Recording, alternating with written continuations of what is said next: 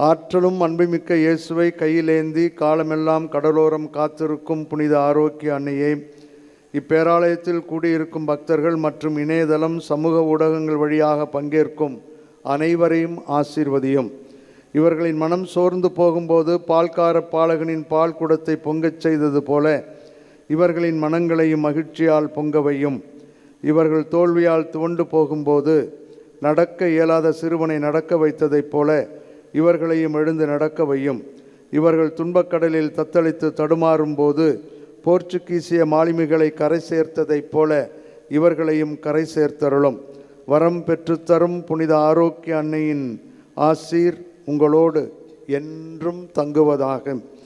May Jesus touch you and heal you through the loving hands of his dear mother, Our Lady of Good Health, Velankanni.